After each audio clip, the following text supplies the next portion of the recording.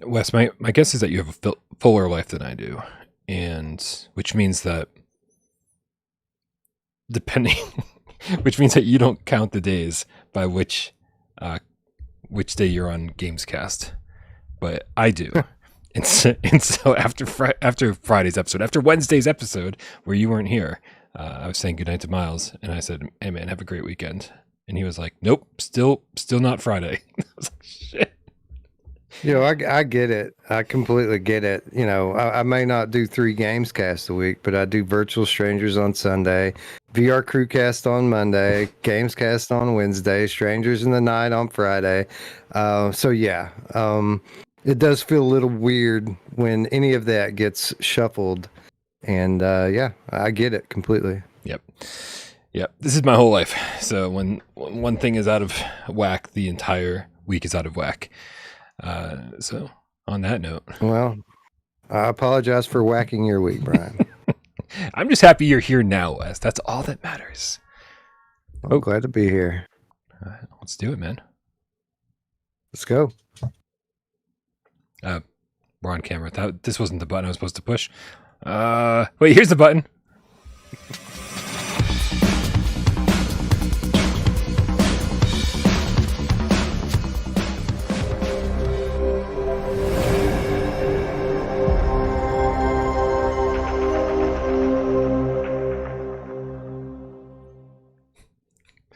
Screw up something. This is PSVR Gamescast Live. We film live every single Monday, Wednesday, and 2 Eyes Friday right here on YouTube. We do it live at 6 p.m. Eastern for your viewing pleasure. For all those who like to watch with your ears, don't forget we also do this on podcast services of your choice. Thanks to our good friend Rypop, who uploads this thing religiously. Also, this show can be really fucking long, especially when it's me and Wes, who don't know the meaning of edit yourself. Sci-Fi Game Cat Henry puts timestamps into the show after the fact. So if you don't want to stick around for 2.5 hour conversations, we get it. Come back later. Sci-Fi Game Cat Henry did the work for you. My name is Brian Paul from this channel right here, PSVR without Parole. And this gentleman over here to my left, your right, it's Wes Dillon from Virtual Strangers. What's up, Wes? TGIW, Brian. Thank goodness it's the weekend, right? Like the weekend is upon us, and oh shit! I thought that was thank God it's West Day. I'm so confused. It does kind of. It's one of those double meaning things. Yep. But no, I'm looking forward to every weekend these days. It's the only time I get a chance to play any VR.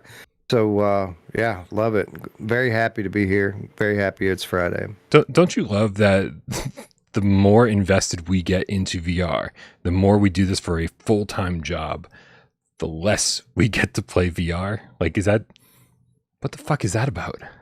Yeah, no, it's kind of weird, right? It's one of those weird Twilight Zone things where be careful what you wish for, because there's always that twist, right?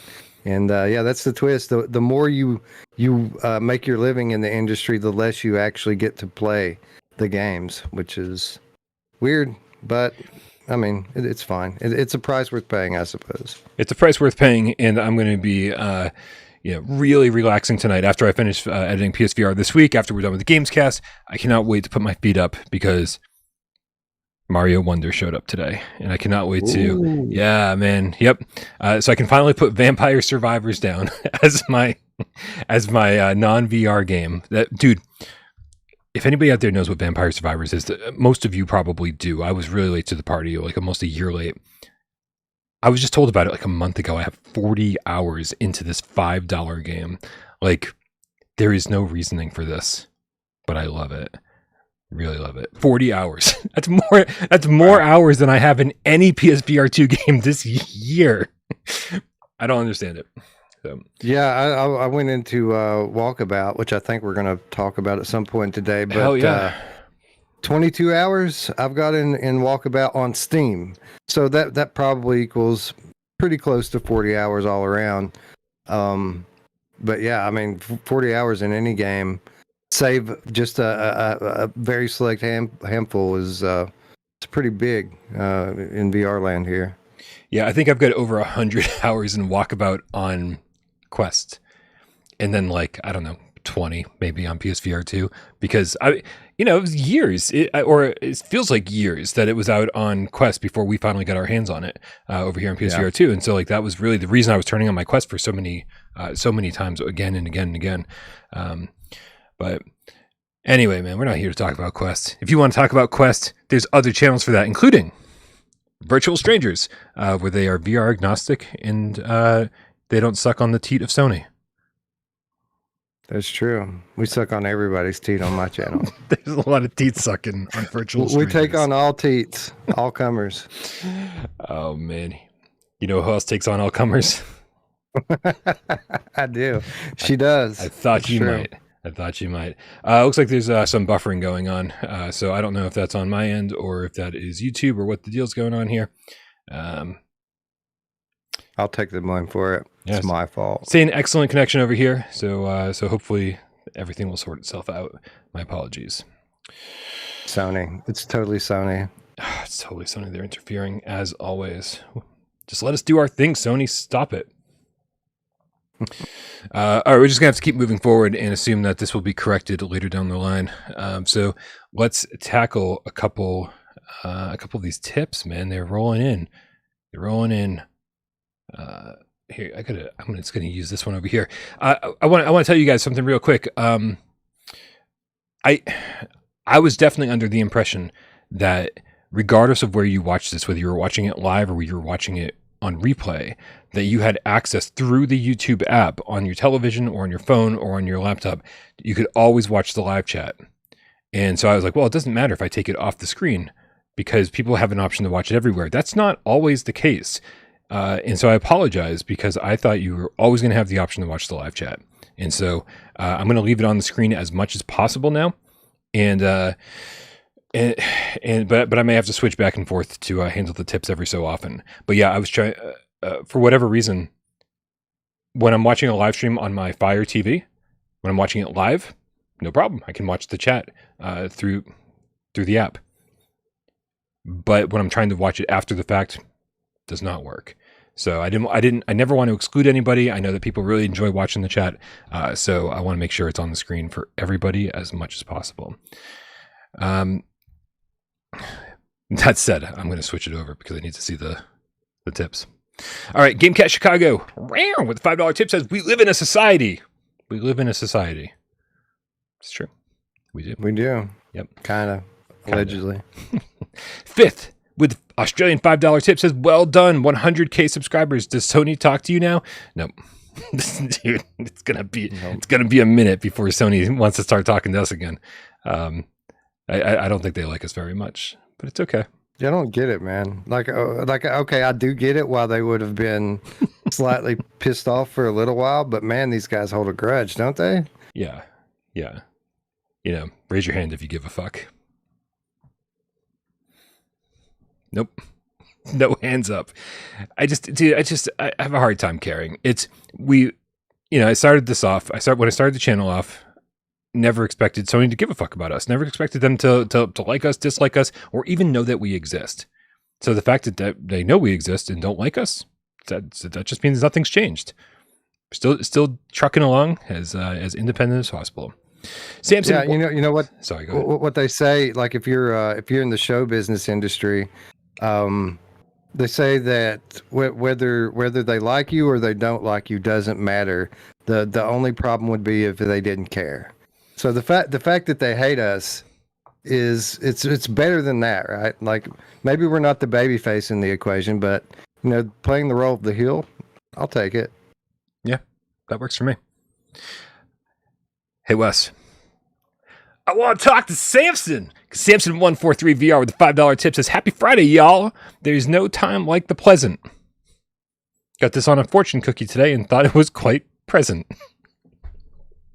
True that. I think he thinks Miles is here. Do you think if Miles was here, that would go much more appreciated? Ghost and Goblins Ace Game Cat Rare with a $20 tip says, putting this towards the he was in the voice chat today on Discord and now he's like throwing it back at me. Says putting this towards the Brian needs to own his own merch fund. Go buy a Game Cat hoodie, Brian. There's so much Game Cat merch on the Teespring store that I do not own because you have to buy it. Yeah. I can buy it at cost, but like I pretty much list everything at cost. So I've got to pay the same price you guys have to pay. Yeah. Yep. It ain't cheap at cost, is it? No, it's not cheap at cost. Oh, and dude, Kevin, Matt Ferguson, I almost got his name wrong. Matt Ferguson created this awesome Metal Gear Solid VR missions thing, but incorporated like Without Parole into it. He had this amazing image that I was like, today I went in, I put it on all the merch.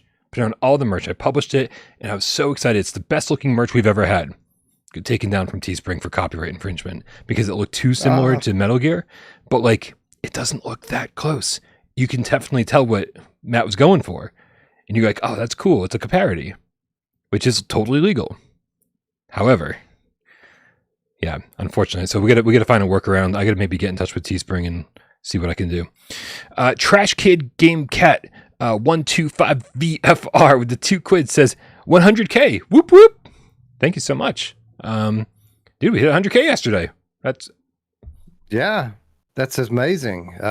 Thank you to everyone who have been supporting us over the years and helping to spread the word. We finally made it, man. Just another magical milestone for the newly minted PSVR2 era. My son keeps asking me when I'm going to get my play button. I'm like, dude, they're not going to send me a play button. He's like, really? I mean, you're on the show. Like, yeah, it's not my channel, bro. Sorry.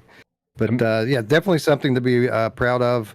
And congratulations, Brian. I'm glad that I hope I had any small part in helping get us here. And here's to the next 400,000. Dude, I mean, it's been a fucking wild ride. And yesterday, you know what? Shit always creeps up on you, you know, like I wanted to have a special video ready, a 100K special, you know, kind of documenting the history of the channel because there's been so many co-hosts and I want to go through the whole thing and make it special for everybody. Like let them in on all the inside jokes, where the word Game Cat came from, everything. And that is all still up here. I haven't even begun like, you know, scripting it or voicing it or editing it, nothing. And so, unfortunately, this shit happened right in the middle of the fucking most chaotic month of the most chaotic year that the channel's ever existed in. Like any other time I could have had this ready. So look forward to that in the future, maybe January, February, March, something like that, when like shit settled down a little bit. I think March would be perfect because we're going to all be together in March. So oh yeah, kind of makes sense. That would be pretty good because we got the Game Cat meetup. Don't forget PAX East, you guys. We're going to get together in person. That's a thing that people do now. They leave their houses, which I'm not very good at. Yeah. Yeah. Me either. Anyway, thank you guys so much. 100K. Here's to the next 100. Oh, man. See, this is why I need this window switched over, because I get to see the full message. Tracy Zachary with the $5 tip says, didn't want anything. Just wanted to say this is my go-to for the best PSVR2 reviews. Keep up the good work, fellas. Listen, this might be the best place for PSVR2 reviews, but don't forget that Virtual Strangers is the best place for all things VR, period. So listen, there's 100K of us here, maybe not at this very moment, but you know, in general. So make sure you go to the description, click the link, join Wes and his friends that talk about all things VR over at Virtual Strangers, and subscribe over there. Let's share the love.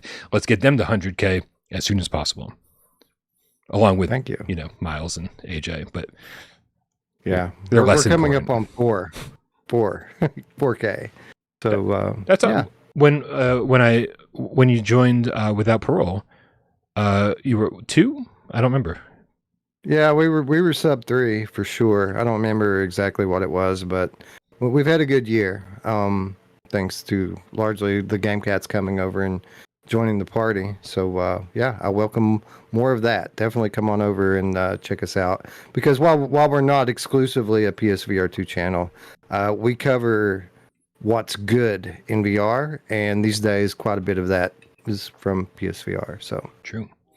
And that's why I like having you here, man, because you give a perspective that I don't have, that AJ doesn't have, that Miles doesn't have, because you've played a lot of the games that are coming to PSVR2 on other platforms. And of course, there's even at least one of those we'll be talking about today. So you give a perspective that we just don't have. So that's why we like having you here, man. Thank you. I like being here. Thank you, Tracy Zachary. He says, keep up the good work, fellas. Leatherface Bill VR with the level 1 membership. Welcome, Aceville, to the membership club. GameCat Chicago with the $2 tip says, Sony hate us because they ain't us. Listen, I'm not a huge fan of comedies, but that shit's funny.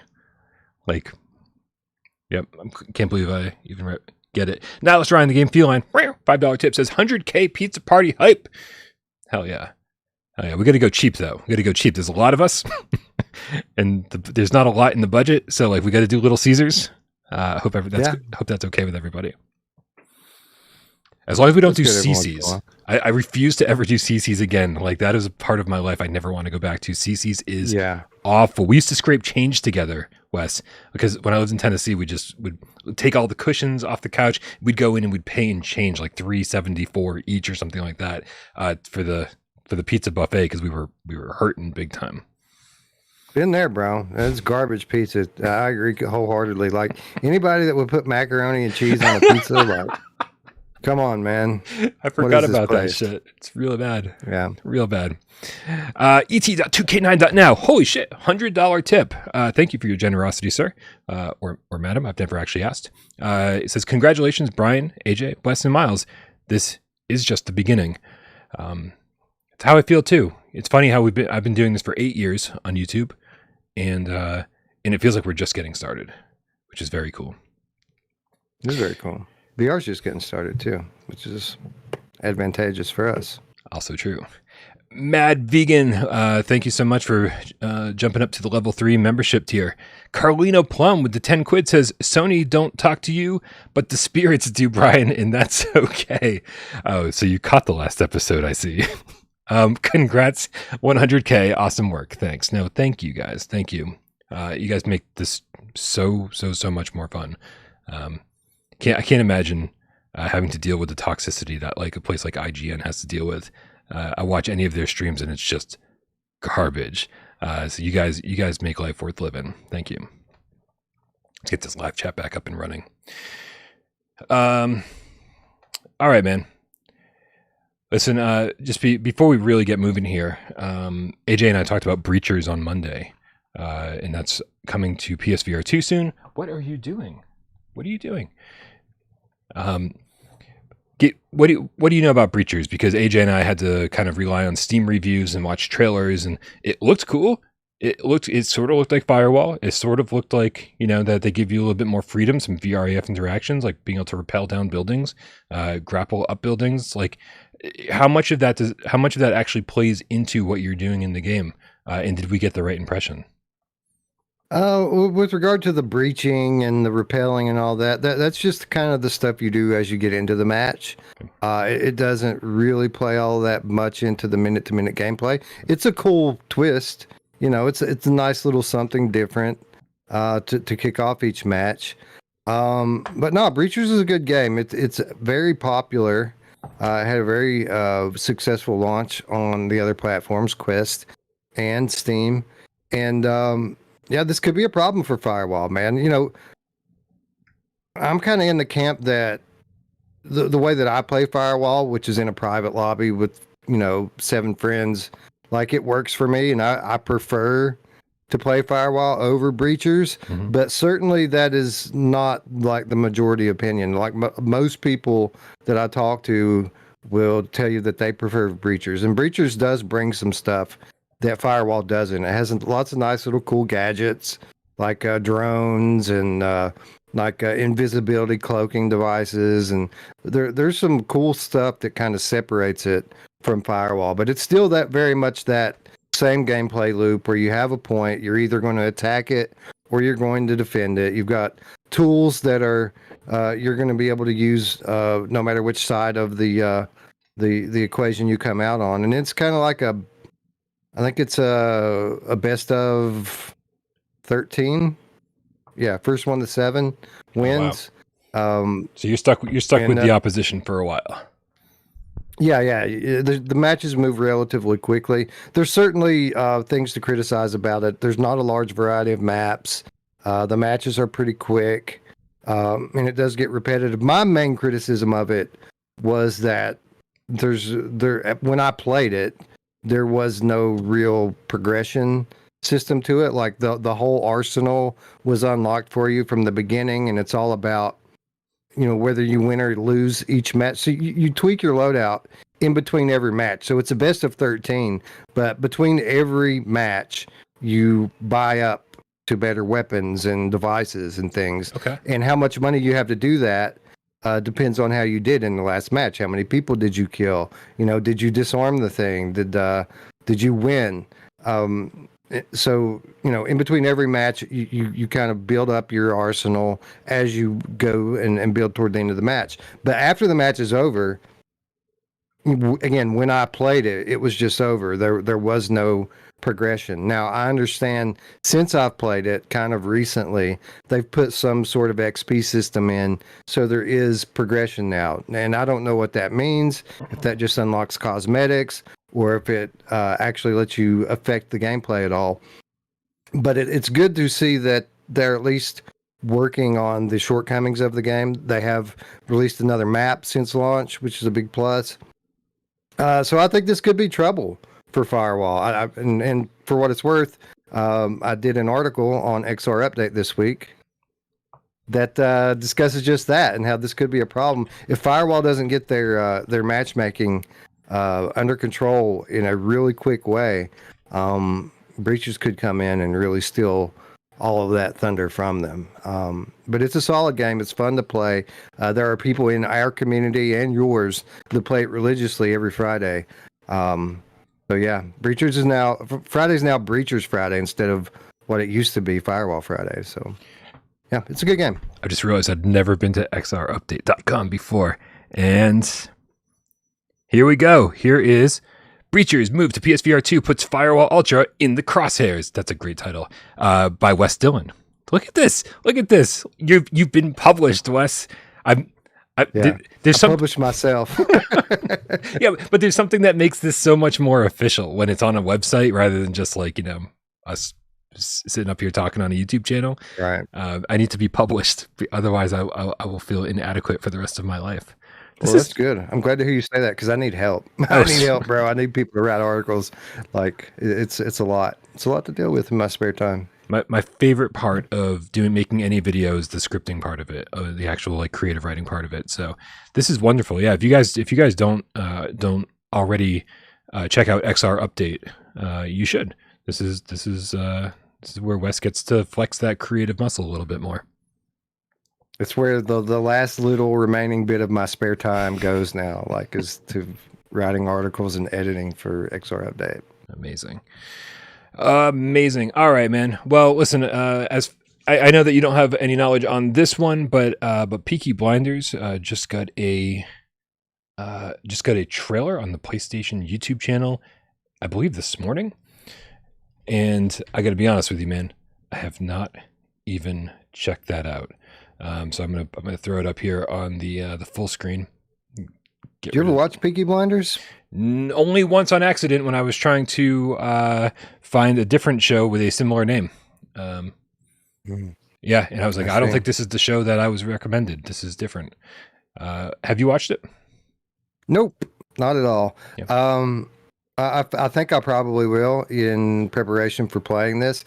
For what it's worth, when this launched on Quest, I was mildly interested in it. It looked pretty decent for a Quest game visually. It looked like the type of game I'm into, like a story-driven single-player game with some combat and stuff. Launched to some mixed reviews. Like nobody said it was bad, but people said that it was just okay. Like it's good fan service if you're a fan of the show, but if you're not, you're not going to like it so much. So I just decided to wait until it got released on other platforms and got the visual upgrade and all of that to check it out. And now that that's happening, I'll probably will go and at least watch a few episodes of the show and see if I like it. And this is the complete edition. So this has all of the DLC, I suppose, or all the additional missions that get added into the game later. I was just writing this up on PSVR this week, so I should be more familiar with it than I am. But let's check out real quick over here on the Quest store, because as Wes pointed out to me before the show, it's coming to Steam at the same time as it's coming to PSVR2, so it's not even out yet anywhere but the Quest store. Chloe McKay here said, "This is the best game ever." I have a hard time believing that. You know why? Because I can think of the best games ever, and I've never heard anybody say that except for Chloe McKay about Peaky Blinders. Anyway, let's listen to what Chloe has to say. "I'm a massively huge fan of Peaky Blinders, and this game is extremely amazing. It gets your heart racing, and I love hearing both Cillian and Paul's voices as Tommy and Arthur." Oh, that's interesting. So the actual actors from the show reprise their roles, which is nice. I'm actually a fan of Cillian Murphy, and I've been no idea over the years whether it's Cillian or Killian, but what the fuck, man? I'm just a fucking moron. And so, because ever since he did 28 Days Later, right? Wasn't that him? The lead role? I don't know. Okay. I don't know names. Neither do I, which is why I had to ask you. Anyway, after completing the mission, then you can explore, and then there's a new updated missions. I give the game a 100 out of a 100. Whoa. That's quite the rating scale, Chloe. A last mode dude with a 3-star review says, "Combat is very underwhelming. Voice acting and the whole vibe of the scenarios is pretty well done. If you're a fan of the TV show, it's a nice way of getting immersed in the environment. However, the gameplay is absurdly linear, repetitive. Hammer the box, collect the thing, fix the radio, and the combat is just bad. Enemies spawn and shoot out of nowhere and hit you, and then they stand in the same place shooting. Shooting the gun feels bland because there's almost no reaction besides some blood splatter that you can hardly see. Then you're out of ammo and you need to keep looking at the floor for ammo crates because there's no way to store clips. That makes no sense at all, and it really ruins the game to me." Take that, Chloe. That's what I heard. See, this is what I heard, is that, it's good fan service. People who will love the show are going to love the game, but people who are just going in for a good VR game might be a little underwhelmed with it. Yeah. Still cool to see. I'm definitely looking forward to, I mean, this gives me an excuse to check out the show. I've heard the show is fantastic. So, yeah, me too. Nice. All right, before we move on here, just want to make sure that we're all caught up on everything. Yep, we are, in fact, caught up. All right, man, that brings us to sort of the topic of the day, but also a range of topics of the day, and that is everything seems to be getting fucking delayed, Wes. Everything. Remember? Is that bad, Brian? I don't know if that's bad. I mean, not for me. I think it might be good. Yeah, I think it might be a good thing. I was terrified starting the month of October because we knew going into it that there was just a ridiculous number of games coming out. And then on top of that, the first week and a half of October was practically dead. So not only did we have a ridiculous number of games coming out, but they weren't even spaced out very well. And so I was just freaking out. Very, very happy to, as we got through the month, see things move around a little bit, unexpected new games drop or PSVR1 remasters drop here and there. That was a nice surprise. I think we've gotten like 4 already over the course of over the month, which is good. We're making progress. Yep. But we've also got games that are just sort of moving out of the way as well. So the first one that I want to talk about is Phasmophobia. We just got the news from Kinetic Games that Phasmophobia has been delayed indefinitely. That is, I don't know. I mean, I'm not heartbroken about it because obviously, we knew that the team was dealing with they had a fire in their offices. No one was hurt, luckily. But then they also started working remotely. And they're not just bringing it to PSVR2. They're bringing it to PlayStation 5 flat screen. They're bringing it to Xbox flat screen. And so it's not. It might be How a weird bigger. is that? What's that? That the development team that messes around with poltergeist activity and literally has you playing with Ouija boards and pentagrams has their fucking office catch on fire. That's a little strange, dude. Oh yeah, I've seen Paranormal Activity. I know what's up. Yeah, me too. Yeah, it's a problem. But the message they put out on, it's weird. They published their update regarding the console, regarding the consoles and PSVR2 versions over on their Steam page. That's where the update is. So if you're looking for it, that's where you can find it. But they basically said, listen, we want to make sure everything's perfect. We basically had to redesign an entire stage to make sure that everything works properly. That the PSVR2 version was going to work with the flat screen version, and it just seems like they're putting in the time and care and effort that this game needs. And I think a lot of cats out there were really disappointed to hear that when they pulled the voice functionality for the Ouija boards and the spirit box or voice box, whatever it's called. People really want to do that with their own voice. They don't want to be selecting a list of options from a menu. So hopefully that is all part of this. What do you think, man? Are you disappointed by this? This is the second delay now that this has suffered? No, actually, I think it's a good thing. We kind of played it down when they announced that the voice functionality wasn't coming to the game. But since then, I've had a chance to play the game. And while the game would totally be playable without it, it is one of those things that kind of adds a lot of immersion to it. The whole thing with a game like this is it's only effective if you're immersed and you feel like you're actually at these locations interacting with these spirits, and clicking text dialogue boxes to interact is certainly going to break that.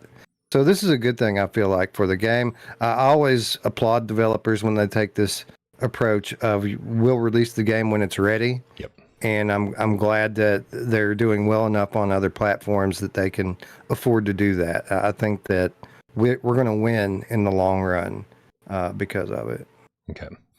I think. I mean, the cats. I'll absolutely agree with you here. Paper Wings, the Game Cat in the chat says much better delayed and done rather than a broken piece of crap at launch.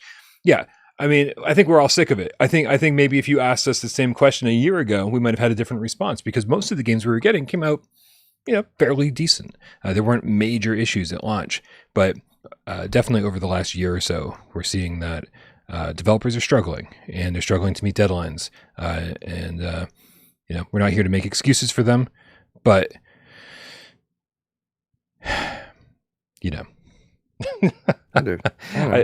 delay it until it's ready. And I think most of the time, publishers have something to do with that. And so, shout out Lo-Fi. Yeah, I mean, Blair Renaud over there has been saying it'll come out when it's done. Yeah. Yeah, no, I don't think it's anywhere near done either, by the way. I'd be surprised if we see that this year. Shocked. Yeah. Even. I mean, he did announce it for PSVR2 coming 2023, and then went strangely silent for the last few months. So yeah, he's getting back. He's getting back on the horse. He's had some personal stuff go on and had to deal with some stuff in his life, but he's getting back to work now. Starting to stream over on Twitch, which is cool. Late at night when I'm doing work, he's doing work late at night. But I get the feeling that we're not near launch and that it's probably not coming this year, and I'm okay with that. I think it's a good thing. Yeah. Well, if that's a good thing, then hopefully you also agree that the next delay is a very good thing too, because Very Bad Dreams, the PSVR 1 remaster, the PSVR 2 remaster of the PSVR 1 game Bad Dreams, has also been delayed. That got pushed out into the end of November. And I talked to the developers about this, and it sounds like the delay was a very technical thing, like on with dealing with Sony's paperwork and all the red tape that you have to go through with that kind of stuff. But what happened is that it actually gave them more time to polish the game, and so now they've got it, because of the delay, they've got it up and running at 4K 120 native, which is fantastic, right? Yeah. So when this one launches, it'll be even better than it was supposed to be at launch. This one was supposed to come out next week. Like I said, it's been delayed a full month. I think it was October 26th, November 26th. Is that what happened? I'm bad with the dates right now. And so something like that. Yeah. And to make it even sweeter, they confirmed or reconfirmed that if you bought it on PSVR 1, you will get the PSVR 2 upgrade for free. And at launch, there will be a piece of DLC included with the PSVR 2 version that wasn't in the PSVR 1 version. And they have more DLC coming after the fact. So this could turn out to be very good. Nice. I like this game, Brian. I think it's a good game. I mean, it's not a great game. It's still very indie. But they're getting better, right? You can see these developers over time from their earliest releases to date, improving and getting better and learning how to make great VR games. And I like this one. I do think it's a bit unfortunate for everyone, them and us, that they weren't able to get this out in October. Because, for all that we've said about how October is going to be great for horror releases, I mean, where are they at? There are no horror releases that we've seen yet. And it's making the month feel a little empty for me, to be honest. This is typically my favorite time, and there's been nothing, crickets on that front. So I think it would have been a very well received game had they been able to get it out this week. But yeah, unfortunately, that's not happening. And luckily, the silver lining is that we're going to get a better game because of it. Right. So yeah. Propagation Paradise Hotel says, that. "Hold my beer, Wes." Good point. That's a good point. We're talking about that one later, by the way. Later Tonight. On your show, on your channel. On my show, on my channel. That's right. Nice. I didn't know if that was the 20 questions game you'd picked out. We're giving me a hint. We're going to talk about that later. Maybe it will be. All right. So that takes care of the first two delays. Don't worry. We're getting to the one that everybody wants. Fucking, you know what? Let's handle it right now. Vertigo 2. Vertigo 2 has officially been delayed. I know people are in the chat being like, Zach Sakalis Brown even said over on his Discord it's not delayed. Well, guess what, guys? It's not up to Zach Sakalis Brown, is it? No, it's not. It's up to the publisher, Perp Games. And I got official word from Perp like weeks ago, but now can talk about it today. I talked to the CEO over there today, and it is totally delayed. And I know that's going to bum a lot of people out because this is a fantastic game. I mean, I haven't played it, but I trust people like Wes who have played it in other places. It's not, so okay. So let's get the important stuff out of the way right now. It's officially delayed. It is not coming out next week. It is coming out this year. That is the plan. I just want to make sure that this is 100% in a perfect state when it hits PSVR2. And it's already in a great state. That was the word I was really happy to hear, was that it's already in a great state. The latest build is fantastic. So I think, again, this is a very good thing. If this is going to be one of the best games of the year, as it very well might be, then we don't want to remember this game as, oh man, remember when it came out at launch and it was, frame rate issues and didn't use foveated rendering and this and that and blah, blah, blah, and it could have looked so much better. No. Perp is 100% making sure that this is going to be the game we all want it to be when it comes out. So very exciting. Wes, how excited should we be for this though? You've actually played this. Yeah, it's one of the best games that I've ever played. Like, it's great. It's on the short list for VR Game of the Year this year for us. And for what it's worth, I think the PSVR2 version is going to be better. That's what they've sold us on, a superior version that uses the hardware to its fullest capabilities. And that's what I'm expecting here. I'm expecting a game where people, at Christmas time, we're going to be sitting here saying, what was better, Village or Vertigo 2? Like, it's that good. Wow. This is fantastic. And obviously, I don't, I guess I need to kind of clarify something here.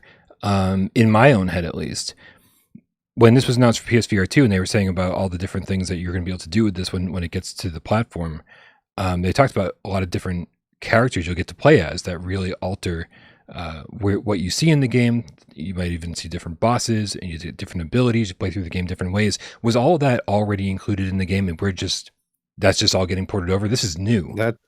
This all new content for the game, and it sounds like a substantial amount of content coming to the game. So, yeah, that was one of the things I was more excited about, is because it isn't just that you're playing as new characters, but like you mentioned, each character has a distinctly different play style, and it changes the game on a fundamental level as to how you play it. So, yeah, that was one of the things I was more excited about with the PSVR2 launch. All right, now we just got to make sure this thing has a platinum trophy, because that'll make all the replaying over and over and over totally worth it. because, as you guys know, Resident Evil 7 was one of my favorite games on PSVR1. And the reason I got to really enjoy replaying it so many times was because I was always striving for something different, knocking out different trophies every time, finally getting the platinum trophy after my 6th run. Village has a ton of replayability, but it doesn't have any trophies. I mean, I don't get to put that platinum trophy up on my wall and say, look, I did it. It took me 6 runs. Look at this. And so Vertigo 2, having all that replayability, all the different characters to play through as, and giving you a reason to play through, as long as it's got a platinum, dude, I'm going to sink a ton of, I could sink Vampire Survivor hours into this fucker. It's going to be great. Yeah, for what it's worth, it's fairly long too. Like I haven't finished it.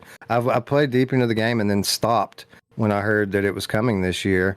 Although I might have to pick it back up now because I need to finish it before December. So if it's going to be super late, I'll have to go ahead and finish it on PC. But I've already sunk like substantial time in this game. It's coming up on 20 hours, I think now, and I haven't finished it yet. So a good chunk of VR here for people to enjoy. So that's it for the official delays of the month.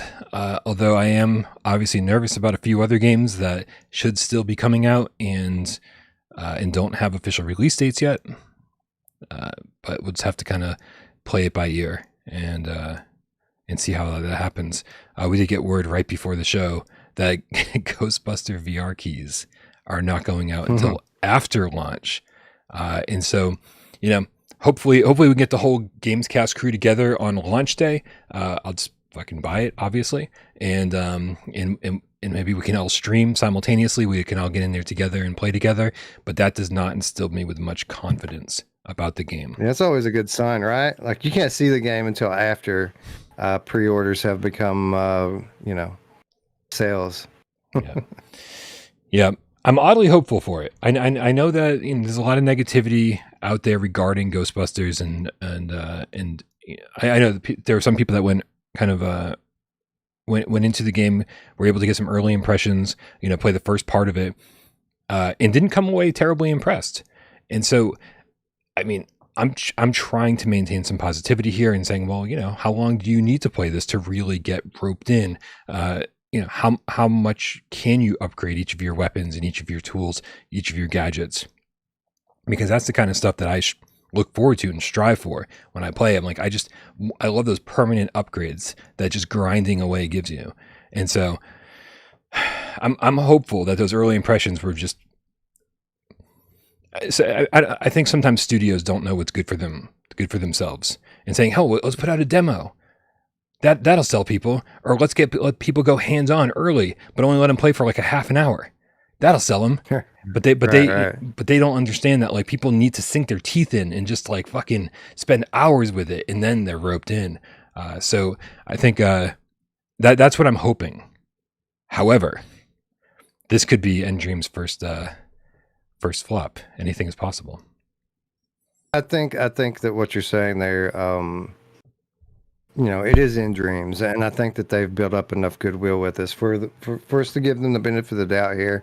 I'm not really expecting this to be a Game of the Year nominee, but I do think it'll be a fun game and a good time with friends. So, yeah, I'm looking forward to it. I think it'll be good. Sweet. All right, man, let me just double check the tips here.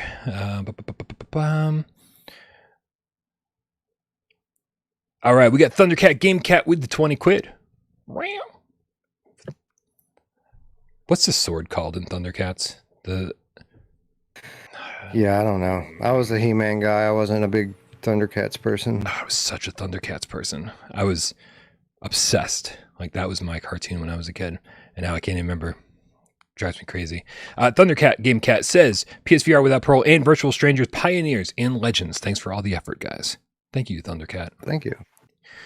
Wally is now a GameCat, specifically a White Tiger, with the Canadian $2 tip, says 100K. Racket Fury price led me and find to skip. Racket Fury price led me, and let's talk about Racket Fury. Yeah. Because that is aptly named Racket Fury. If you've been paying attention. Excellent point. Yeah, man. It's so funny because I obviously need to re-review this game for PSVR2, and so those tend to be fairly easy because I use my original review as a base, chop it up, and then respond to myself, which is like some of the easiest shit that I've ever done in my life. It's crazy. I need to do a lot more PSVR2 re-reviews. I was like, I wonder what I said about Racket Fury back in the day when it first came out. And I started up the review, and lo and behold, I did not hear my voice. I heard Dez's voice. And I was like, oh my God, do I get to fucking update a Dez review? Or do I need to just start this from scratch? Either way, when this launched on PSVR 1 for $20, it didn't have multiplayer, it didn't have any additional backgrounds, it didn't really have much to unlock, if anything. Very bare bones, but it had fantastic physics and haptics, and it just felt like you were playing ping pong. It was really well done. They added multiplayer, they added unlocks, they added backgrounds, new backgrounds on PSVR 1, and it was pretty much perfect. The not so perfect part of this now is when it comes to PSVR 2, and as we've mentioned, we've gotten a ton of other PSVR 1 remasters this month. Almost all of those were free upgrades, some of them surprisingly so. We didn't expect that with Waltz of the Wizard. And Paper Beast charged, what, $5? Which is like, that was the only one that charged this month, and it was like practically nothing. And then here we are, Racket Fury, they took a different route. Now, they're claiming they did this because this was offered as a free PlayStation Plus game at some point, and I get that. However, they released the game on PSVR 2 for $30 instead of the $20 it is on PSVR 1, on Steam, and everywhere else, and then gave us no upgrade path. So if you already spent $20 on it, you're now spending $30 on it. Total $50 to play it on your PSVR 2. I mean, I don't know what everybody's feelings are, but I know what my feelings are. I think that's just, it's kind of highway robbery. It's a great game, but they're drastically overcharging for it. And the fact that some of us are buying this twice is ridiculous. So. Yeah, agreed. The reason, that they're citing here that they're doing this because they gave it away free at one point. First of all, they were compensated for that. I'm sure they didn't just give it away. Sony gave them a fat pile of money for doing that. And second of all, that's a good reason to charge $5 or $10 for an upgrade. It's not a good reason to charge $30 to everyone who comes to the door. That, my friend, is what we call a racket. It is a racketeering, and it makes me furious. So again, the aptly named Racket Fury is kind of what I'm feeling right now. Yeah. It's bullcrap. And with that said, this does bode well for potential competitors that may be coming into this space. And hopefully they won't make the same mistakes that this developer just did, shooting themselves in the foot. As far as competitors go, the only ones I can think of off the top of my head would be maybe 11 Table Tennis, which was promised on PSVR 1, never came. I think they said they're trying to get it to PSVR 2. Is that right? I love when Wes goes silent, because I can hear the gears turning going, I don't think I can tell them that. I would think that it would make a lot of sense for 11 Table Tennis to make its way to a modern VR system in PSVR 2. This was always the debate on Steam and Quest players, or which was better, Racket Fury or 11, and most people came down on the side of 11 in my community anyway. Racket Fury is great, but 11 is a pretty solid simulation of real life ping pong. So yeah, it would make a lot of sense for them to bring that very successful title to this brand new platform. I have so many thoughts. The chat is out of control right now, and I love them all. Lewis Knight tried real hard with the Sword of Thundara. He said regarding Thundercat's sword. Zach Lightning corrected him and said Sword of Omens, and that definitely rings a bell. Rob Axel says Happy Funland better not be delayed. Listen, I think over on our Discord where we have the release calendar, I think Happy Funland has a date next to it, but I don't think that's ever been confirmed anywhere. I don't think Happy Funland ever got an actual release date. We all just said it must be coming in October, right? Right? And then Perp keeps putting out these little shorts about it, these short videos over on Twitter and on YouTube, saying, "Hey, coming soon," but not giving us an actual date. So I don't know if it can get delayed because I'm not sure if it ever got an actual release date. I could be wrong about that. I'm looking it up while you continue on. I'm not sure if that's confirmed or not. Well then, while I continue on, let me get caught up on some tips here then. GameCat Chicago with the $2 tip says, I pre-ordered Bad Dreams for the Halloween vibes. Oh. Well, sorry to hear that. Maybe if you bought the PSVR1 version, then you can still play that, I guess. Although I wouldn't. Just wait. Yeah, it does kind of suck, man. I'm like, I want to play more horror games. I want to watch more horror movies. And most of the horror movies that are coming out are still like a week away. They're really piling these things into the very last few days of the month. So we'll see what happens. Pietrek F with the 30 plantains says, another news from Discord. Rendering pipeline Vertigo 2 use doesn't support foveated rendering, unfortunately.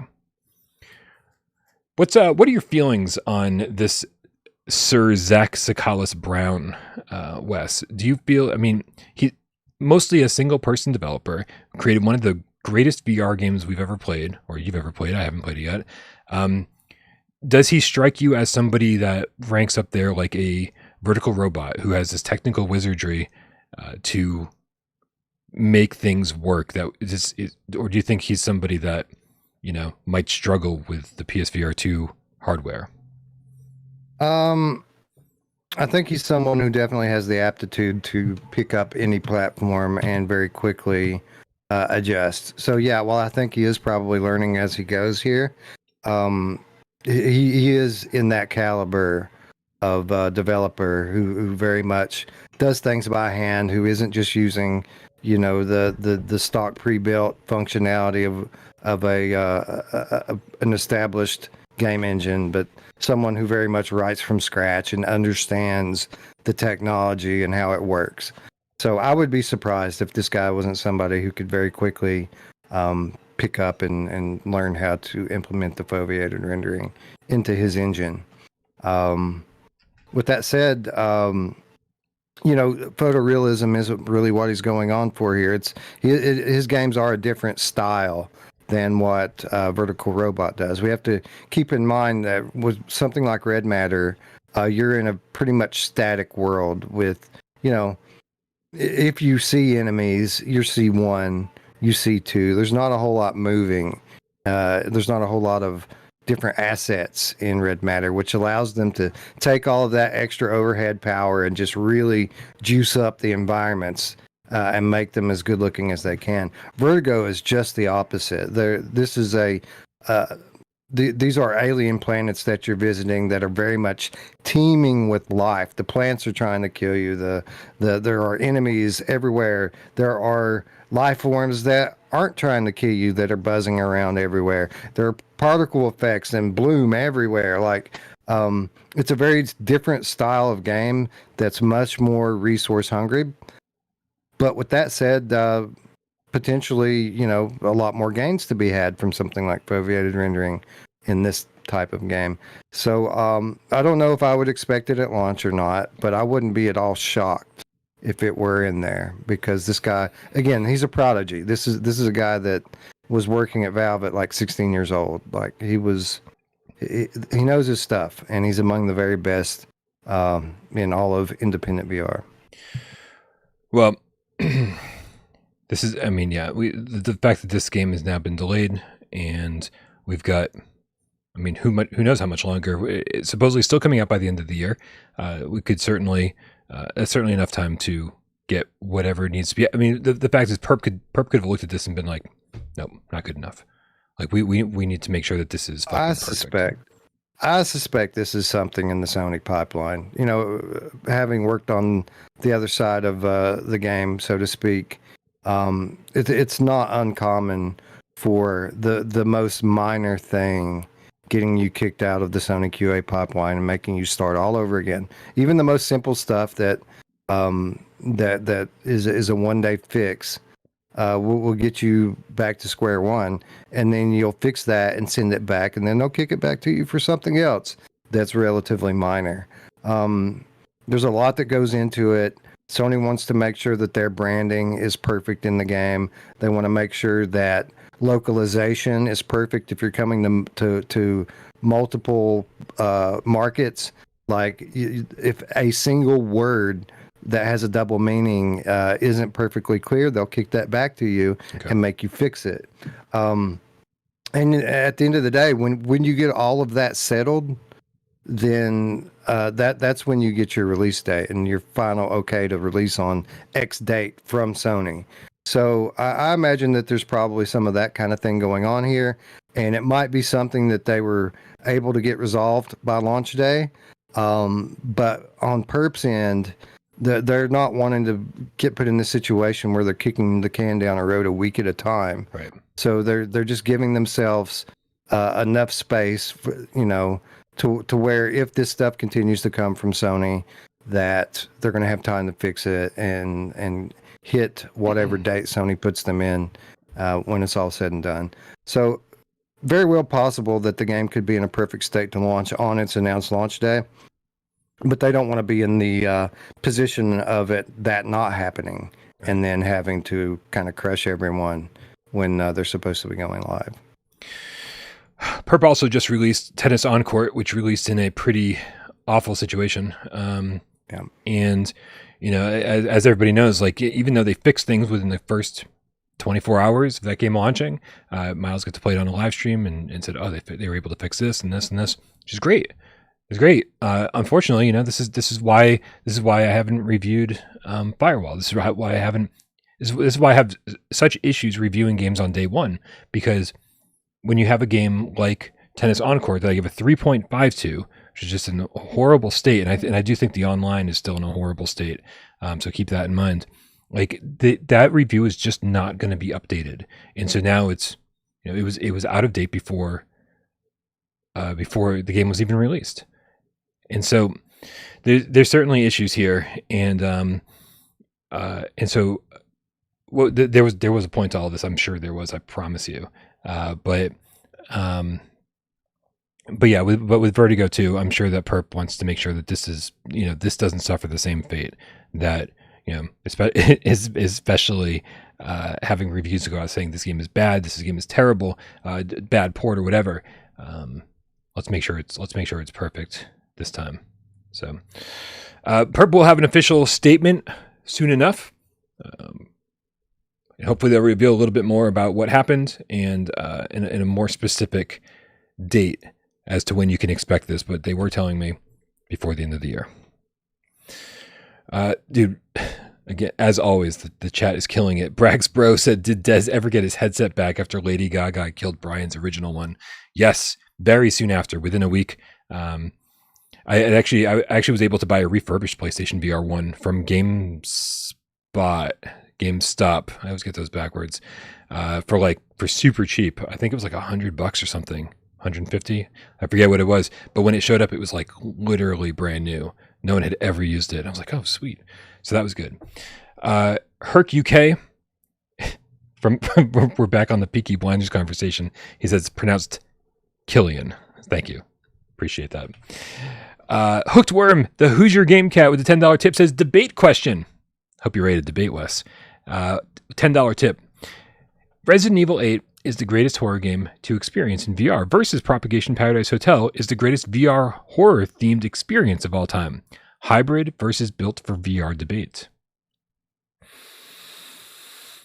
That's not a fair contest. AAA multi-million-dollar project versus indie game from a small team. Right. These games are not in the same class. They're just not. And I don't think that says anything about hybrid versus, built from the ground up. I think it just says a lot for budget and studio size, Yeah, and I think in all fairness, his question understands that. I think he understands that in his question, and so I think he's basically saying, is Resident Evil 8 is the greatest horror game to experience in VR, whereas Propagation Paradise Hotel is the greatest VR horror themed experience built from the ground up for VR. It's a mouthful, but I think I get what he's saying, and I'm really, really happy that we've got both. The fact that, hey, we can jump in. Here's something that's built from the ground up for VR, and it is terrifying because that was their goal, and they succeeded. Meanwhile, Village's goal wasn't to scare the crap out of us, and it might not even be like, oh, we want to make sure you're fully immersed. The goal, when they released this game on the flat screen, was to create a full-fledged Resident Evil adventure with inventory and crafting and puzzles to solve and places to explore, lots of changes to the environment as you go across, boss fights, and we got that in VR. And so being able to get both of these things moving forward is such a blessing that we don't have to just choose one or the other. Hopefully we'll get more hybrids as the days go on, and hopefully we'll keep getting these exclusives, VR exclusives, what I mean, as time goes on as well. Yeah, for sure. Place for both. Yep. Getting back to Racket Fury a little bit, Joey VR with the level 1 membership asks, but is it a good game? Free upgrade or not? That's an excellent point. I guess I didn't mention that. Racket Fury feels fucking great to play. Like, really great to play. I've never played 11 table tennis. We got a lot of ping pong games on PSVR1 and they were all terrible except for Racket Fury. Like, other people tried and they failed miserably. Like, they just did a horrible job. Whether it be the look or the physics or all of the above, Racket Fury was the one that just blew away the competition and never had any competition because it was just in a league of its own. That translated to PSVR2 really well. There's a frame counter in it, and you can actually see in the menu screen that it's running at a pretty solid 120 FPS. I don't think it's running at the max resolution, but it's goddamn close. It looks really good in the headset. It plays really great. Obviously, we don't have any tracking issues anymore. The haptics feel perfect. I know it sounds weird to say about a ping pong game, but if you've ever played real life ping pong, that it's unmistakable feel and sound of a ping pong ball hitting a ping pong paddle, and it nails that. It absolutely nails that. It nails the physics. Gives you the arcade versus realism mode. Listen, Lewis Knight fucking streamed this yesterday. Go watch his channel, and I'm sure he has a lot to say about it. But I love it. I don't know if it's worth $30 because it is still relatively light on content. They didn't really change anything in the campaign mode. They mentioned that in the future, if it sells well, we really want to add a lot to this game. But like, it really is asking us to pay for shit before it happens. And I've always hated that model of saying, hey, give us the $30 now. We promise we'll add $10 of content later. I hate that. Like, yeah. Crisis Brigade 1 did it right. They said, our game is $6.99. There's only one fucking level. And then as they added more levels, they kept upping the price. That's the right way to do it, man. Reward people for getting in early. It was a very early access model. Reward people for getting in early, give them the free upgrades, and then charge people more as the upgrades come in. I think that's the only fair way to do it. And I don't think that this is the fair way to sell Racket Fury in any regard. But yes, If you've never played it before, it's great. And I think it's worth about $20.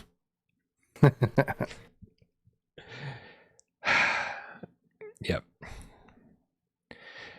Twitcher, the Deuce Juice Game Cat, which I fucking love that name, by the way. That is a Black Hole Pool trailer reference, along with Swim Puppy. $2 says Gazler's got updated. New difficulty modes. I didn't play the Gazler's update. You have to tell us how it is, Twitcher, unless you happen to play it, Wes. No, I have not. I have not played anything hardly this week at all, other than Walkabout Mini Golf. Which we're going to talk about in just 1 second after we talk to Yo with the $5 tip. Yo! Says, y'all a fan? I love how people keep using the term y'all. Like, are they just trying to make us feel more comfortable since I used to live in Tennessee and you live somewhere in the South? Maybe. I don't know. I appreciate it. Thank you. Undisclosed location.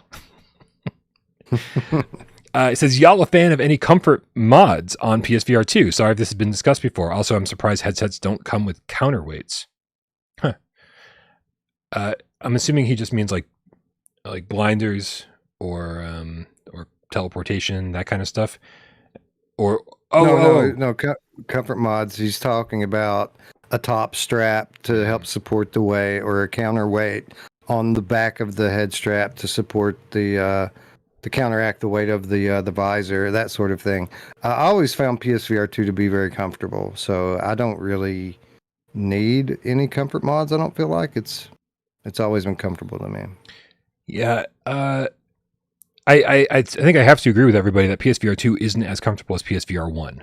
PSVR1 went above and beyond with just mega padding here, and then this new one is sort of like more face fitting, and it does something completely different. You have to wear it a little bit differently, so it's not quite as comfortable as the first one was.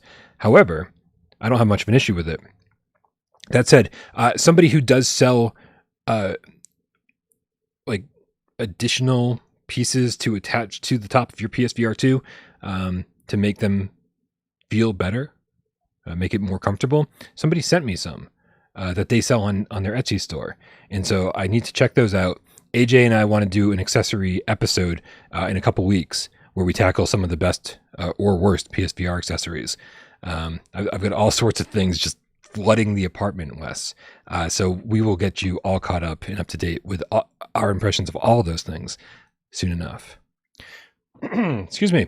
Macho, the real estate procrastinating GameCat with the $5 tip says, OMG, I'm late. Sorry, GameCats. I got high. Listen, at least you're honest about it. And at least you have a good excuse. If you're like, I was stuck at work, we'd be like, fucking quit. But if you're like, I got high, I'd be like, all right, man, well, we understand that. It says, what I miss? Anything good? Pizza's on the way. Vertigo 2 got delayed, although apparently some of the chat doesn't believe me, which is, par for the course. It's fine. It's fine. Dude, you know what the worst thing about breaking bad news is? Is when people are like, nuh-uh. Nuh-uh. Remember fucking 17 years ago when I had to tell people that PSVR2 wasn't coming out until Q1 2023, and half the comments were like, what's your source? That's not fucking true. Sony would never do that. They would never miss a holiday season. And I was like, guys, it's true. You just got to trust me. And I would never publish something that was fucking false. And so not only did I, get shit on for months and months and months, and people accused me of making up a story, but then also Sony blacklisted me because of it. So I mean, if you'd rather, I just won't tell you anything anymore.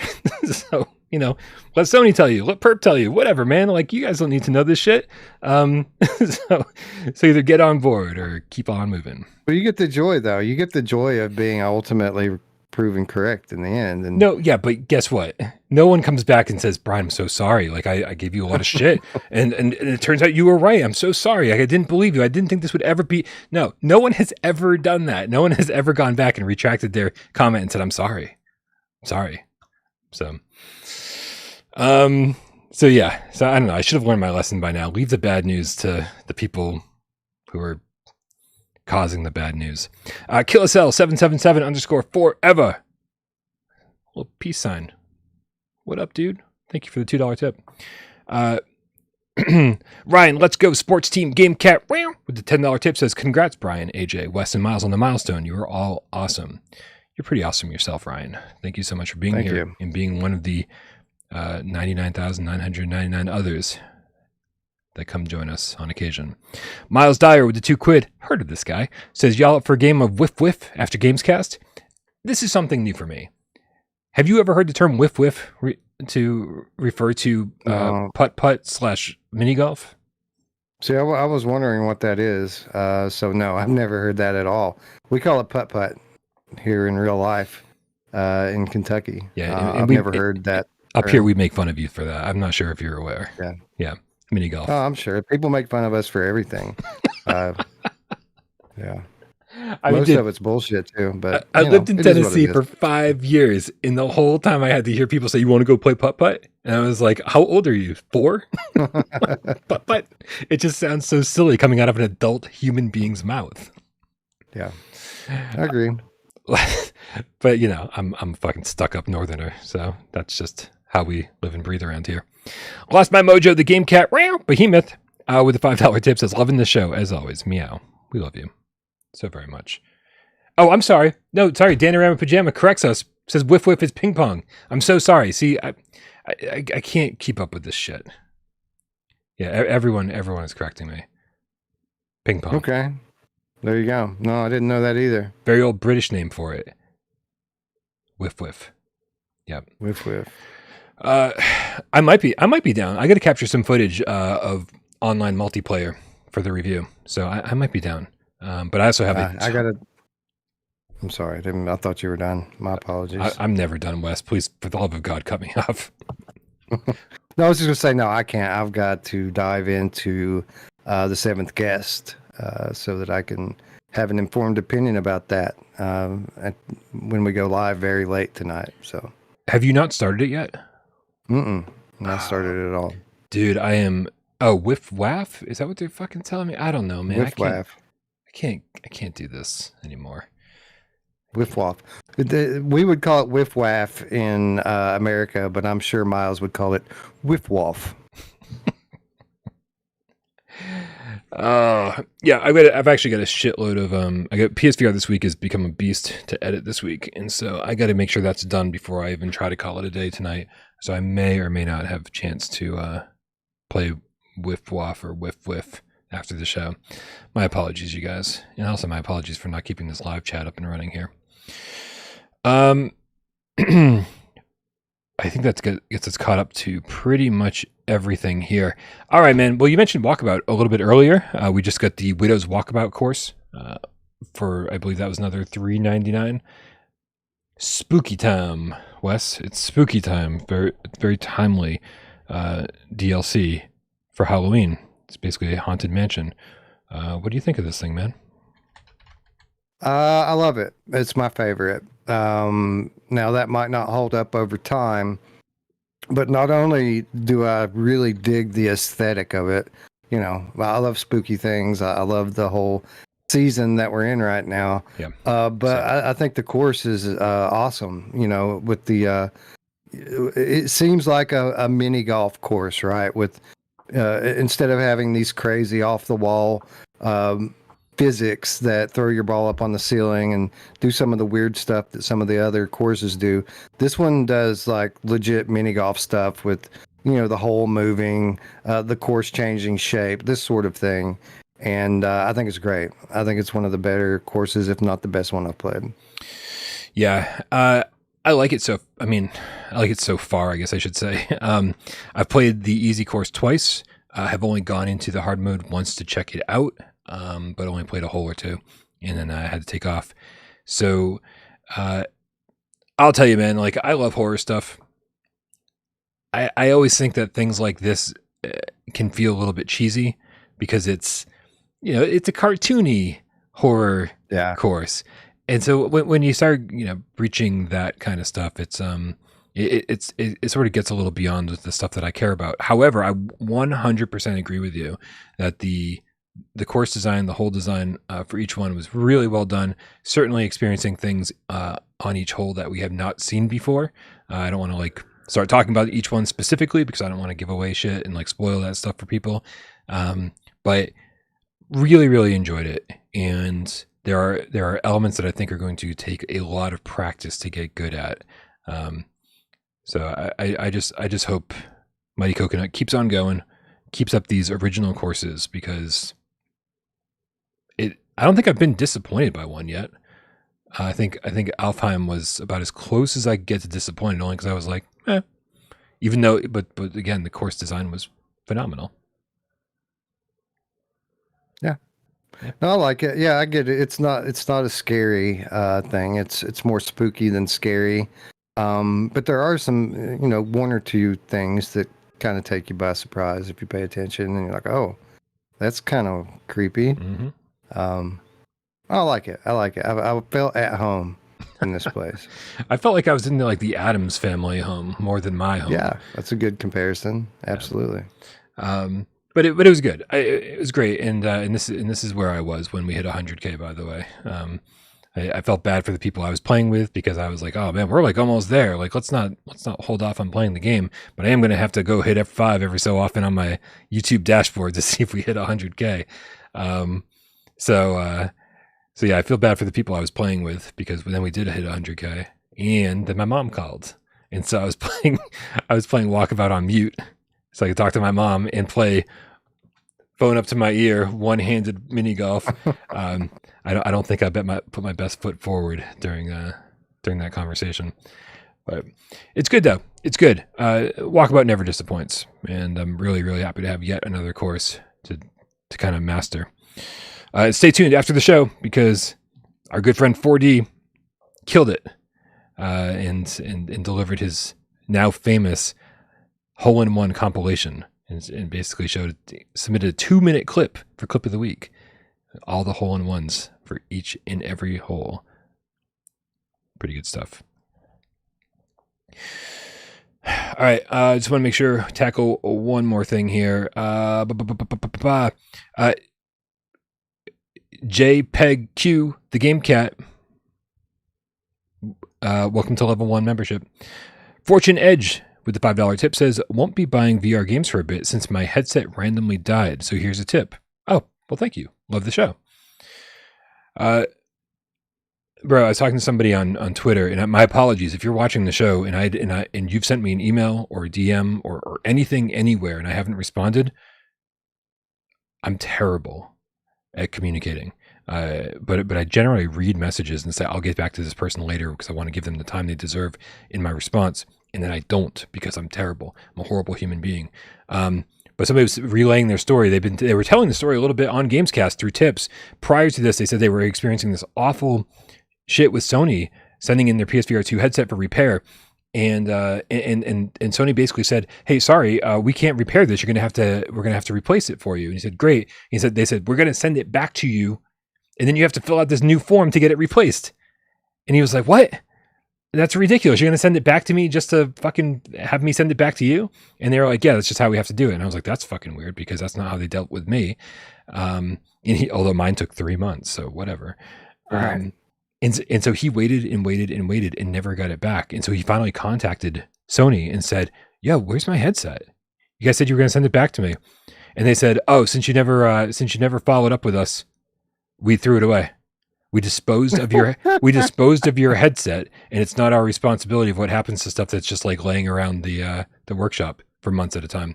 Wow. So basically, Holy Sony screwed him out of crap. like $500-$600.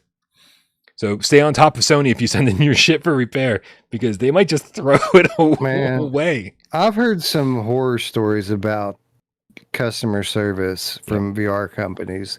But man, I think Sony, from what they've showed us this year, has hit a new low. Like it's crazy. This is like worse than Pimax levels of BS, man. They're just gonna keep your headset, throw it away, and when they throw it away, like it's your fault. It's your fault we threw your headset away. You should have not let us do that. Yeah. Wow, that is incredible. Yeah. Secrets of says, Brian, have you watched Slaughterhouse? It's about a killer sloth. It just came out. I saw the trailers for it, and it looks ridiculous. I may check it out if I'm really low on movies to watch, but I do think that for the next couple weeks, I'm going to be eating good. We'll see. Dude, does that bring us to 20 questions? I think we might be at 20 questions.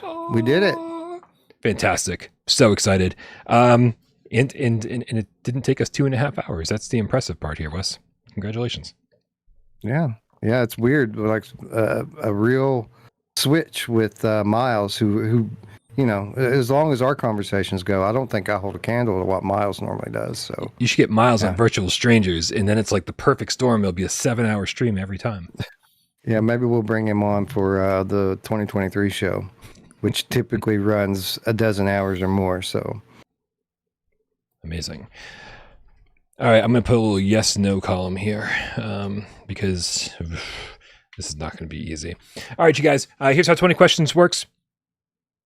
Wes has picked a PSVR1 or PSVR2 game, and I'm going to need your help. We only got 20 yes or no questions and 6 minutes on the clock to figure out what PSVR1 or PSVR2 game he's thinking of.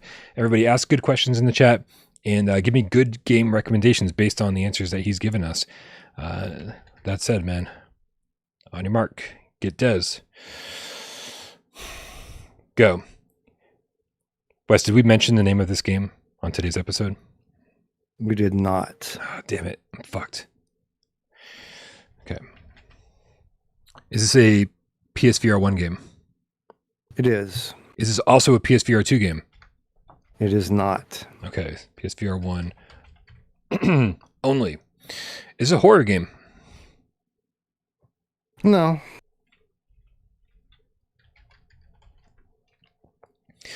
Do you do a lot of shooting of guns in this game? No. That's 5. Okay. Do you shoot anything in this game, like magic or arrows, that kind of stuff? Not that I can recall. I don't think so. I mean, maybe there's some weird spot in it where you do something like that as an activity, but no, this is not a game where you're shooting projectiles of any sort. Okay. Old Darth says, is it based on a known IP? No. Okay.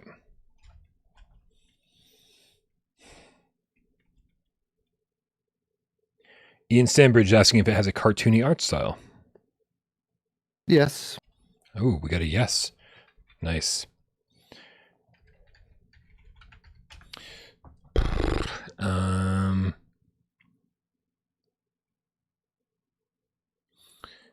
Good question, Paper Wings. Does it have full locomotion?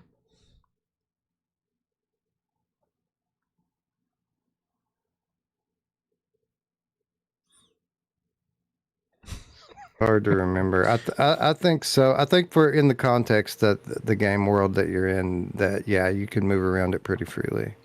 Okay. But I don't know. Honestly, I don't recall 100% for All sure. right, we probably just shouldn't count that and move on. Yeah. I think so, but it could possibly be like a node-based thing that puts you in areas as well. All right. So Just in Time Incorporated is totally possible, you guys. Do you drive around in vehicles in this game? Not regularly. There may be a transition scene with that you hop into a thing and it takes you to someplace to the next scene, but no, it's not something that you're doing in the course of gameplay. Whoa. That's throwing me for a loop. Jesus. Okay. This is good question, Red Sea. Let's narrow it down. Does it use move controllers? It does. Okay. That's 10. Okay, that eliminates most of the third-person games because Astrobot and not Among Us, whatever that is, Along Together, all those use DualShock, I think. Ooh, good question, Secret Stuff. Is it a puzzle game? It is. Whoa. Okay, it's a cartoony PSVR1 only puzzle game. When we say PSVR1, we mean it's not PSVR2.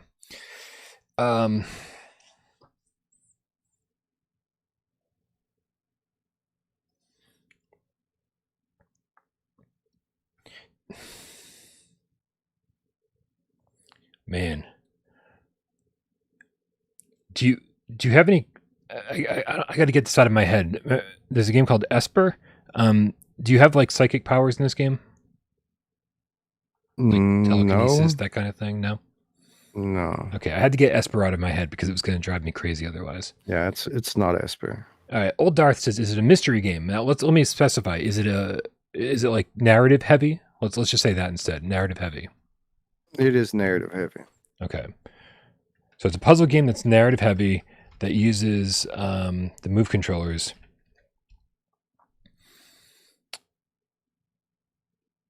Oh shit. Do you control time in this game at all?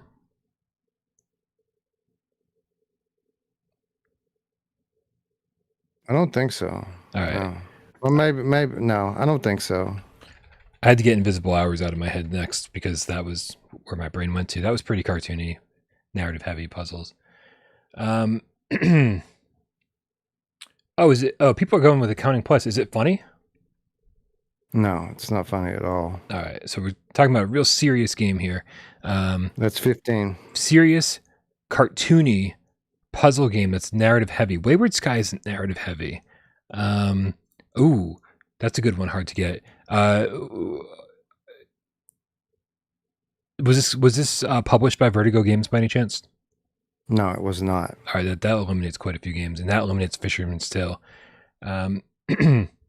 Okay, so yeah, so Red Sea's asking if it reviewed well, but let's make that broader. Somebody asked if it could ever be considered for a top 25 game. Let's go with that.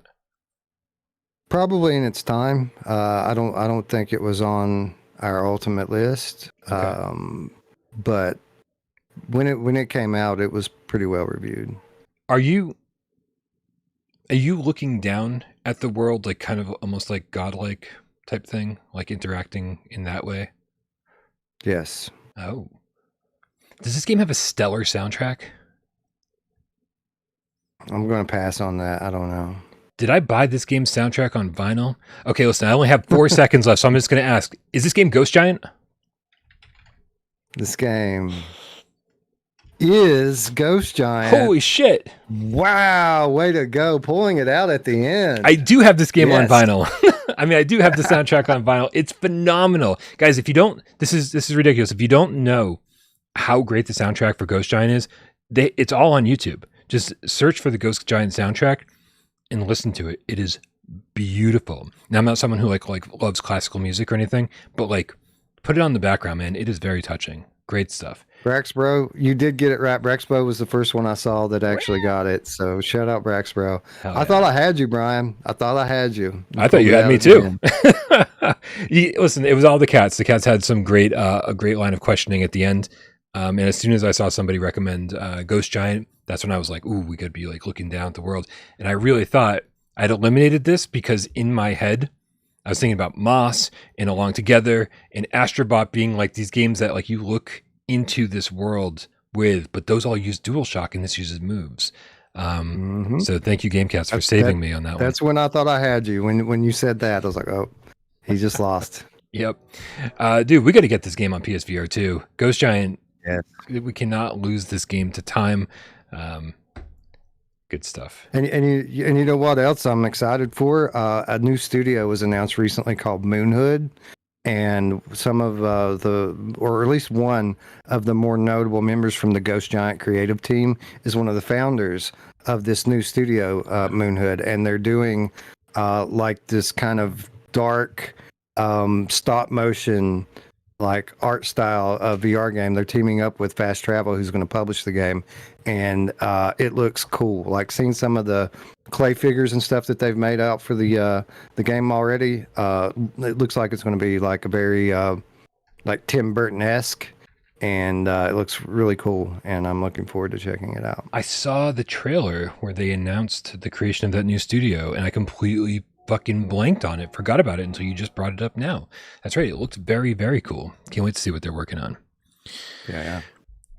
Wes, obviously you got a lot of shit to do tonight. You're going to be playing the Seventh Guest so that you can talk about it over on Virtual Strangers. But one of the things you did on Virtual Strangers recently that I feel like I didn't give the proper attention to and tried to explain and didn't explain it properly. You sent me a message, and so can you please, for the love of God, tell me how your Here They Lie stream went down?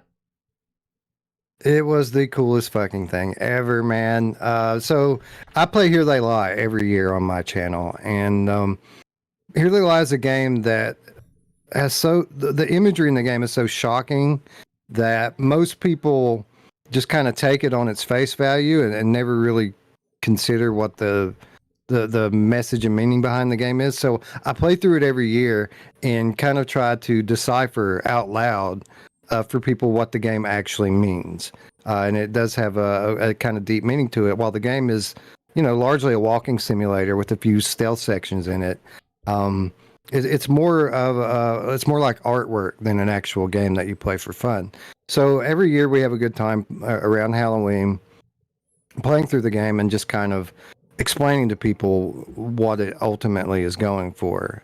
But up until this year, that's always been theoretical on my part, just kind of what I've taken from the game and what I think that the developers intended. We don't have to guess anymore because this year's playthrough just happened to coincide with the 7th year anniversary of the release of Here They Lie. Amazing. And as I've done on multiple times before, whenever I got the show page up, I just DM'd the game's creator and said, "Hey, if you want to check out my stream, we're going live tonight."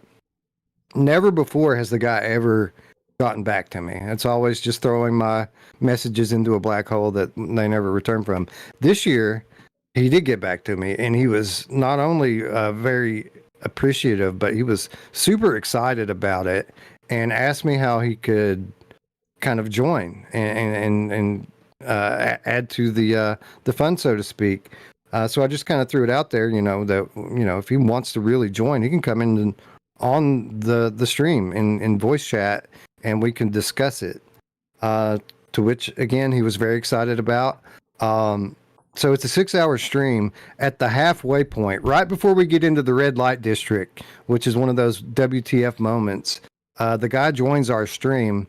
And we talk about it together all the way through the end of the game. Last 3 hours of the game, we're talking about super cool, like director's cut style stuff. Like he's talking about the people that he interviewed for the photographs. When you pick the photographs up, there's a little audio clip that plays. We got the story behind that. A lot of the notes, he explained what the meaning behind those were. And then the larger overarching meaning and symbolism behind the game. We discuss all of this stuff. We get some cool anecdotes about development and what it was like to deal with Sony. There's just a lot of information that I would have never even come close to sniffing that the guy shared with us. But that wasn't even the coolest part, Brian. The coolest part was from the minute we went live, members of the development team showed up in chat. So there was 5, 6, 7 members of the Here They Lie dev team in the chat taking questions from start to finish. Amazing. The whole playthrough, they were there. Unbelievable. And yeah, it was so cool. I never in a million years would have expected it to happen. And it all came together in about 12 hours and is definitely my favorite thing I've ever done on YouTube.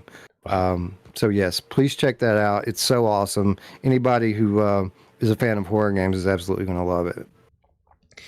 This is a game that even when you go back to PSVR 1 and you're like, oof, this is a little blurry. There's just so much detail in this world, and it just feels more lived in than pretty much any other game that exists on the platform. Like for me, it ranks up there as far as like environmental detail goes, alongside Resident Evil 7. It's got the look of this super lived in world, super AAA environmental polish, at least, even if it doesn't quite deliver on the gameplay. Like you said, it's very much a walking sim. But this is a game that I was excited about before the PSVR 1 came out.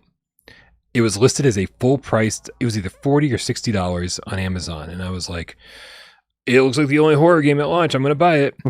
and then it dropped to $20 like right before launch. And I was like, what happened here? Is this just going to be trash? And when I played it, I was blown away. I was like, this showed me the potential of VR, and especially in a genre that I hold very close to my heart. So hearing that you had this amazing experience with the developers, I absolutely am going to find time to go watch that entire stream. Thank you for doing that, Wes, and obviously thank you to developers who joined him. Oh God, amazing, it was so awesome, man. And they were so gracious. Like he was so excited that anybody even still cared about Here They Lie in 2023. And we asked him those questions, right? The ones everyone wants to know. Is it possible we could ever see a refresh of it on PSVR2? We asked him about their new project, Eyes Out, which subsequently most of the team that worked on Here They Lie are working on the project at Eyes Out right now. We talked a little bit about that. I mean, it was just such an amazing experience. And yeah, man, it was so great. I really enjoyed it a lot. I feel like I have to be the voice of the chat right now and say, what did they say when they asked about bringing it to PSVR 2? I know you wanted to watch your video, but like I think we need to answer that question. I fully expected him to say that there's no possibility. I've always kind of assumed that the IP went with Tangent Games. Mm-hmm. The Tangentlemen went on to become Tangent Games, and they become a very different studio after the Here They Lie team left. I thought that Tangent Games held that IP and that it was in limbo, but he said that is not the case. It is very possible that we could get a PSVR2 refresh of this game. He made it clear that that wasn't a done deal or anything, but he said as long as we keep beating the drum for it, that he will push for it on his side. So it's certainly something that he made seem like it was within the realm of possibility that this could happen at some point. Beat the drum, you guys. Keep beating the drum. If we get Here They Lie on PSVR2, we can all thank Wes, because he's been beating this drum and playing this game annually. We all might love it, but Wes is. We all say we love it. Wes proves it with actions, right? Yeah. Actions speak louder than words. I do love it. It's so great. It's unlike anything else you've ever played. Easily.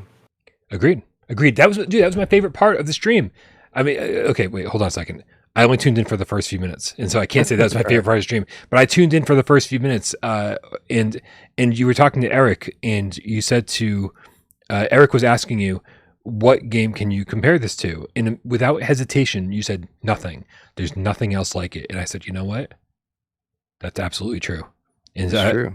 I just love that you answered the question that way, because yeah, I mean, you could try, but like this just goes into so many different places that I feel like most games wouldn't dare to, and I love it. Dude, there's so many cool little things that they shared when we were talking about how they got certain things through QA, and yeah, you're not going to believe some of the stuff that they shared with us in there. And nice. Again, we can talk about that later if you want, but there's some things you wouldn't believe. Like, really, this is what Sony did? Like, yeah. Crazy. Fifth with the Australian $5 says, I hope Miles, the VR2 trader, is enjoying Spider-Man 2. Listen, I'm also going to be a trader this weekend because Super Mario Wonder showed up in the mail today. Yep, I may be trying to review wiff-waff, or whatever you guys fucking call it, Racket Fury on PSVR2, and I may be trying to get an Angry Birds review out if possible, because I have a couple minutes. Where the fuck is my Journey to Foundation keys? Where's my Ghostbusters keys? These games are going to be terrible. I'm just kidding. They're going to be great. I hope they're going to be great. But in between all of that, I'm gonna be playing some Mario Wonder, and I'm super excited for that. I can't believe the reviews are so goddamn positive. They're insane. Like 93, 95, something like that on Metacritic. Never seen scores that high. Danorama Pajama, the geeky game meow with the £5 says, WTF. I guess Ghost Giant every Gamescast, and the one time I didn't say it. Yep. That's how life works, Danorama. That's how life works. Indeed. All right, man. Guys, thank you all so much for hanging out. Please do not forget to click the link in the description below. There's going to be a Sunday multiplayer meetup. I don't know what the game is for this Sunday, but make sure you get in there on our Discord and participate. We got all these games sitting in your back catalog. If you're one of the people out there that's yelling and screaming about, man, I love PSVR2, but online games are trash because there's no one to play them with. Well, guess what? You've got the best community on the face of the planet to play it with, and our Discord is the place to do that because Niculo, one of our amazing moderators, created roles for all these different games. So if you want to jump into a game, all you have to do is tag the people with the roles, and then they all get notified. See how easy that is? It's crazy. And so definitely join our Discord. Come participate in the Sunday multiplayer meetup. Also, it's just a great place to hang out. I'm pretty much there all day while I'm working. While you're clicking links in the description below, go and click on the links to all of my co-hosts' YouTube channels. Wes over at Virtual Strangers doing VR agnostic stuff. We got Miles doing a ridiculous number of Let's Plays every week. He's trying to play every PSVR2 game that's ever been made and ever will be made. And we got AJ, who just likes to do Gamescast without me, which I don't know how I feel about. But it happens. So... but yeah, these guys all deserve as much love as you can show them. So spread the love, subscribe to everybody. Lost My Mojo, the Game Cat Behemoths with the $5 tip says, great show as always.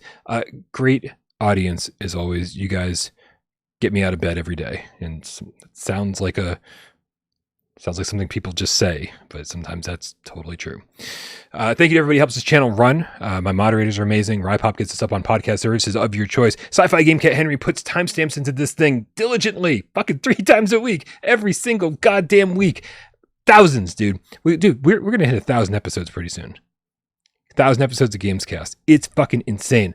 I cannot believe it. Also, guys, everyone who supports the channel financially over here by being a member over on patreon.com/withoutparolegames, and everybody who tips during the show, you guys keep the pizza coming in, you keep the lights on, you keep me doing this, and I appreciate you so fucking much.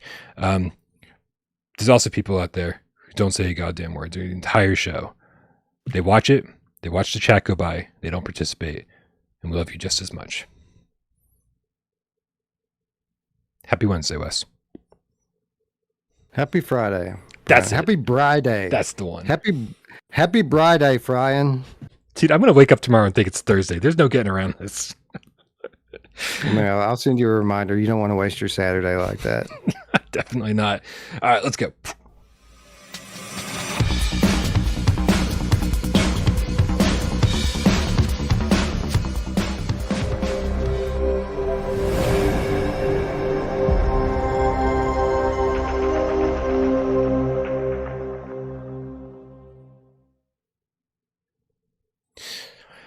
All right.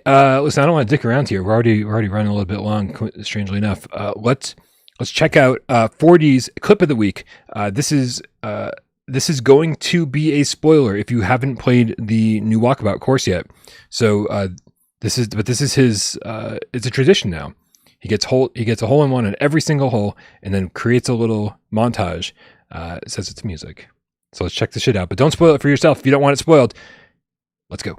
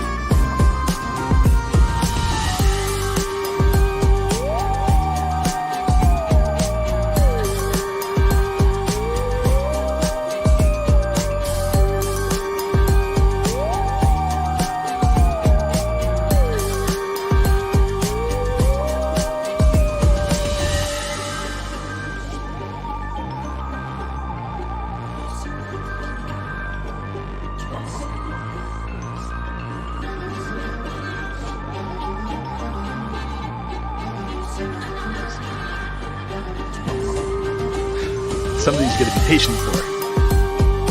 Wait for the hole to come to you. Yeah. Triple bogeyed that one.